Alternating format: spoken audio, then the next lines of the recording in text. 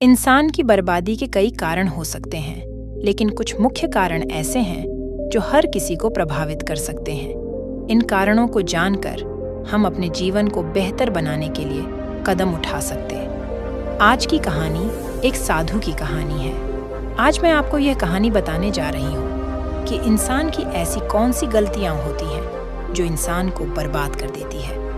अगर हम अपनी बर्बादी का कारण जान लें तो हम अपने जीवन को खुशहाल बना सकते हैं। बहुत समय पहले की बात है।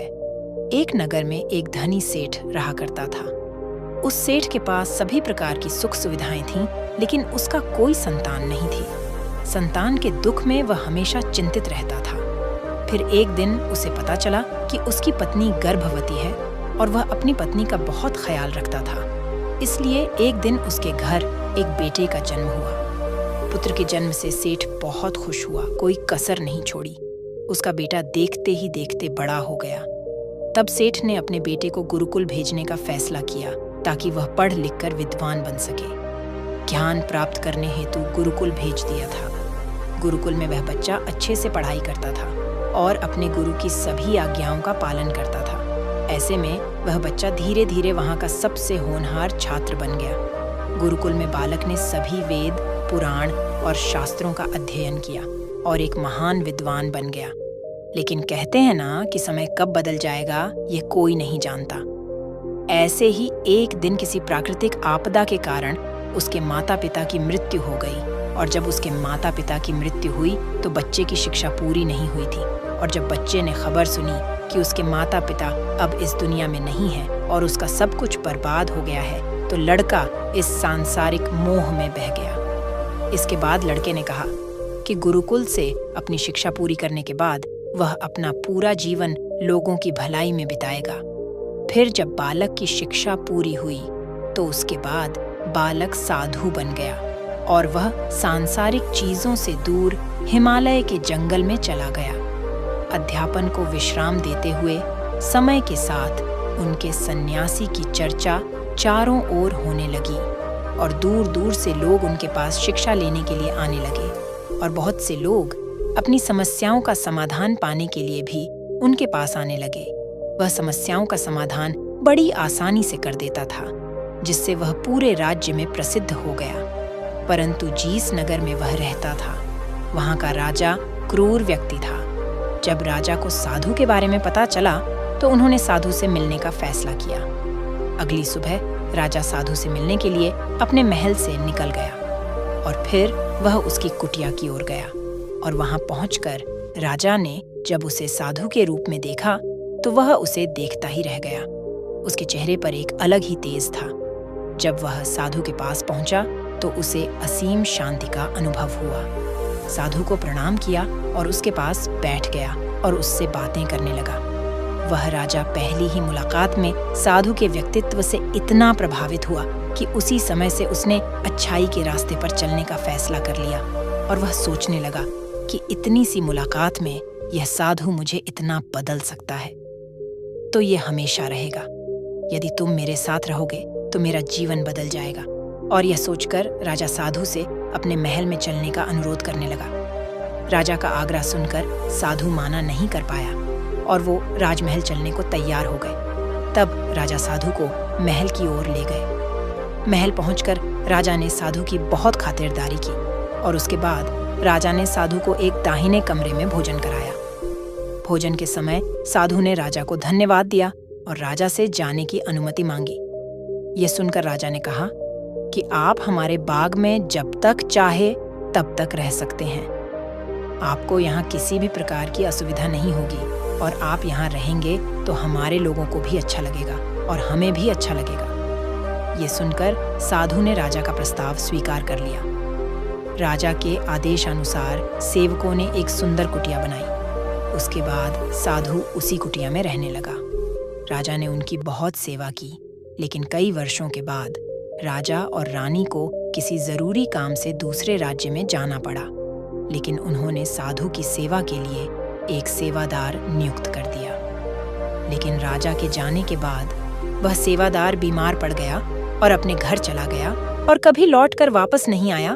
तो साधु को गुस्सा आ गया और उसने राजा को खूब खरी खोटी सुनाई और राजा से कहा कि जो जिम्मेदारी आप पूरी नहीं कर सकते वह जिम्मेदारी आप क्यों लेते हो। तब राजा ने साधु से पूछा और कहा कि गुरुदेव, क्या मुझसे कोई गलती हो गई है तो इसके लिए मैं आपसे क्षमा मांगता हूँ। कृपया मुझे क्षमा करें और क्रोध शांत करें और बताएं कि क्या हुआ था। ये सुनकर साधु ने उससे कहा कि तुम्हारे जाने के बाद मुझे यहाँ किसी ने भोजन नहीं दिया और मुझे कई दिनों तक कष्ट सहना पड़ा। यहाँ आकर मैं भूखा रहा और किसी ने मुझसे मेरा हाल भी नहीं पूछा। ये सुनकर राजा ने साधु से माफी मांगी और कहा कि आज के बाद ऐसी गलती नहीं होगी। फिर कुछ देर बाद मामला शांत हुआ, जब राजा और साधु के बीच बातचीत चल रही थी। रानी भी छुपकर सुन रही थी। ये सारी बातचीत उसके बाद राजा ने उस साधु को शिकायत का मौका नहीं दिया और उसकी खूब सेवा की। लेकिन कुछ दिनों के बाद राजा को किसी जरूरी काम से अपने राज्य से बाहर जाना पड़ा। लेकिन इस बार राजा ने राज्य से बाहर जाने से पहले अपनी रानी से कहा कि जब तक मैं ना आऊं तब तक तुम स्वयं ही उस साधु की देखभाल करोगी। ये सुनकर रानी बोली, हाँ महाराज, आप अवश्य जाइए, मैं साधु महाराज की अच्छी देखभाल करूंगी। बाद में रानी प्रतिदिन भोजन बनाकर साधु महाराज के पास भेजती थी, लेकिन एक दिन रानी स्नान करने चली गई और साधु को भोजन देना भूल गई। भोजन क्यों नहीं आया? इसके बाद साधु ने सोचा कि वह स्वयं महल में जाकर देखेगा कि अब तक भोजन क्यों नहीं आया, और फिर वह महल में पहुंच गया। जब वह महल के अंदर पहुंचा तो वहां उसकी नजर रानी पर पड़ी। रानी के लंबे लंबे घने काले बाल जो कि उसकी कमर पर लहरा रही थी, उसकी कजरारी आंखें जो देखने मात्र से ही घायल कर दे, उसकी हिरानी जैसी चाल, रानी के इतने सुंदर रूप को देखकर साधु चकित हो गया और रानी की सुंदरता साधु के मन में घर कर गई और वह वहां से बिना कुछ कहे ही अपनी कुटिया में लौट आया। साधु रानी के रूप की सुंदरता को भुला ना सका और वह खाना पीना छोड़कर अपनी कुटिया में पड़ा रहा। उसने कई दिनों तक कुछ भी नहीं खाया, जिस वजह से वह बहुत कमजोर हो गया। फिर कुछ समय बाद राजा वापस लौटे और जब उसे साधु की हालत का पता चला तो वह सीधे साधु के पास पहुंच गए और बोले कि हे गुरुदेव, क्या बात है, आपको क्या हो गया और आप इतने कमजोर कैसे हो गए? किस गहरी सोच में डूबे हो? क्या मुझसे कोई गलती हो गई है? तब साधु ने कहा, नहीं राजा, आपने कोई गलती नहीं की है। ये सुनकर राजा बोले, तो फिर क्या बात है? आप मुझे बताइए, मैं आपकी समस्या का समाधान अवश्य करूंगा। ये सुनकर साधु ने राजा से कहा कि आपकी रानी की अद्भुत सुंदरता को देखकर मैं उसकी सुंदरता पर मोहित हो गया हूं और अब मैं रानी के बिना नहीं रह सकता। ये सुनकर राजा हैरान हो गया और कुछ देर सोचने के बाद राजा ने उस साधु से कहा, मैं आपको रानी दे दूंगा। ये सुनकर साधु बहुत प्रसन्न हुआ। फिर राजा साधु को लेकर महल चले गए और जब राजा और साधु महल पहुंचे तो उस दिन रानी ने अपने सबसे सुंदर वस्त्र और आभूषण पहने थे। फिर राजा रानी के पास गया। राजा ने रानी से कहा कि इस साधु की मदद करनी चाहिए, वह बहुत कमजोर स्थिति में जा चुका है और मैं नहीं चाहता कि एक बुद्धिमान व्यक्ति की हत्या का कलंक मेरे सिर पर लगे। राजा की यह बात सुनकर रानी ने राजा से पूछा कि आखिर इस साधु के दुख का कारण क्या है? तो राजा ने रानी से कहा कि साधु आपकी अद्भुत सुंदरता के दीवाने हो गया है। राजा की यह बात सुनकर रानी ने कहा कि राजा, आप चिंता मत करिए, अब आप सब कुछ मेरे ऊपर छोड़ दीजिए। मुझे पता है कि मुझे अब क्या करना है। आपके ऊपर ना तो साधु की हत्या का पाप लगेगा और ना ही उससे मेरे पवित्र धर्म का नाश होगा। रानी की यह बात सुनकर राजा ने रानी को साधु को सौंप दिया। उसके बाद साधु रानी को लेकर कुटिया पर पहुंचे। जब रानी साधु की कुटिया पर पहुंची, रानी ने साधु से कहा कि हमें रहने के लिए घर चाहिए, हम इस झोपड़ी में नहीं रह सकते। यह सुनकर साधु राजा के पास गया और राजा से जाकर बोला कि हे राजा, हमें रहने के लिए घर चाहिए। साधु की बात सुनकर राजा ने उनके लिए घर का प्रबंध कर दिया। फिर साधु रानी को लेकर घर पहुंचा। जब रानी साधु के साथ उसके घर पर पहुंची तो रानी ने साधु से कहा कि यह घर तो बहुत गंदा है और इसकी हालत बहुत खराब है, मैं इस घर में नहीं रह सकती। ये सुनकर साधु फिर से राजा के पास गया और राजा के पास जाकर बोला कि हे राजा, जो आपने हमें घर दिया है उस घर की हालत बहुत खराब है। साधु की बात सुनकर राजा ने उस घर की हालत ठीक करवा दी। उसके बाद फिर रानी घर के अंदर गई और नहा धोकर बिस्तर पर आ गई। तभी साधु भी बिस्तर पर आ गया। फिर उसके बाद रानी ने साधु से कहा कि आप जानते हैं कि आप कौन हैं और क्या बन गए हैं। आप एक महान साधु थे जिनके लिए राजा स्वयं सभी आवश्यक चीजें उपलब्ध कराते थे, जिनके पास दूर दूर से लोग ज्ञान प्राप्त करने आते थे, जो लोगों को सत्य का मार्ग दिखाते थे, जो लोगों की समस्याओं का समाधान करते थे, जिन्हें सभी लोग गुरु मानते थे, जिसे सब लोग भगवान मानकर पूजते थे। और आज आप वासना के कारण मेरे गुलाम हो गए हैं। रानी की यह बात सुनकर साधु को झटका लगा और उसे एहसास हुआ कि वह एक साधु है और वह यह सब क्या कर रहा है। वह यह सब सुख सुविधाएं छोड़कर शांति की तलाश में जंगलों में चला गया था। जोर जोर से रोने लगा और चिल्लाने लगा और रानी से कहने लगा कि मुझे क्षमा कीजिए महारानी, मैं यह क्या करने जा रहा था।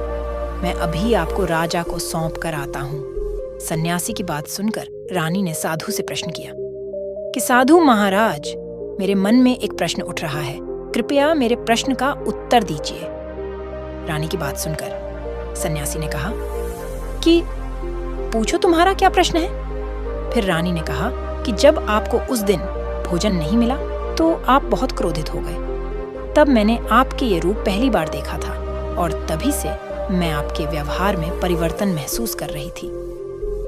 ऐसा क्यों हुआ साधु महाराज? आखिर आपको इतना क्रोध क्यों आया? रानी की बात सुनकर सन्यासी ने रानी को समझाया कि जब मैं जंगल में था तो मुझे समय पर भोजन भी नहीं मिलता था, लेकिन जब मैं महल में आया तो महल में आने के बाद मुझे सारी सुख सुविधाएं मिली और फिर मैं इन सभी सुख सुविधाओं के मोह में फंस गया और मुझे इसके प्रति लगाव उत्पन्न हो गया और फिर मुझे इसको पाने का लालच उत्पन्न हो गया और जब मुझे यह नहीं मिला तो मेरे अंदर क्रोध उत्पन्न हुआ। फिर सन्यासी ने कहा कि महारानी, सच तो यह है कि अगर इच्छा पूरी नहीं हो तो क्रोध उत्पन्न होता है और अगर इच्छा पूरी हो जाए तो लालच बन जाता है। फिर साधु ने रानी से कहा, यह इच्छा की पूर्ति ही मुझे वासना के द्वार तक लेकर आई है और मैं आपके प्रति आकर्षित हो गया। इसके बाद वह साधु रानी को लेकर राजा के पास गया और बोला कि राजा, मुझे क्षमा कर दीजिए, मुझे अपनी गलती का एहसास हो गया है। यह लो आपकी रानी, मुझे यह सब नहीं चाहिए। मैं अपनी इच्छा के वशीभूत होकर यह गलत कार्य करने जा रहा था और अपने जीवन को बर्बाद कर रहा था, लेकिन अब मुझे सब कुछ समझ आ गया है। उसके बाद उस साधु ने कहा कि हे राजा, मनुष्य की बर्बादी का कारण उसकी 4 आदतें बनती है और दुनिया की हर एक व्यक्ति के अंदर यह 4 अवगुण होते हैं, लेकिन जो व्यक्ति इन पर नियंत्रण कर लेता है वह दुख और परेशानियों से बच जाता है। वहीं जो व्यक्ति इन 4 दोषों पर नियंत्रण नहीं कर पाता है वो बर्बाद होने के कगार पर पहुंच जाता है। यह सुनकर राजा ने कहा कि महाराज, आप मुझे वो 4 आदतें बताइए जिससे कि मनुष्य की बर्बादी हो जाती है। फिर साधु ने राजा को मनुष्य को बर्बाद करने वाली आदतों के बारे में बताया कि हे राजा, मनुष्य को बर्बाद करने वाली पहली आदत है इच्छा, क्योंकि इच्छा ही दुनिया की हर एक व्यक्ति के अंदर सबसे पहला अवगुण होता है। और जो व्यक्ति अपनी इच्छाओं को नियंत्रण में नहीं रख पाता है वह जीवन के किसी भी क्षेत्र में सफल नहीं हो पाता है, क्योंकि जैसे ही उसकी एक इच्छा पूरी होती है वह दूसरी की ओर बढ़ाने लगता है और दूसरी पूरी होती है तो तीसरी इच्छा उसके मन में जागृत हो जाती है और फिर ऐसे करते करते इच्छाओं पर नियंत्रण न होने के कारण इसी जाल में उलझा रहता है और दुखी रहता है। इसीलिए राजा, जब हम इच्छाओं पर नियंत्रण पा लेते हैं तो हम हमारे मन पर भी नियंत्रण पा लेते हैं और जब हमारा मन हमारे वश में होता है तो हमें सुख की प्राप्ति होती है।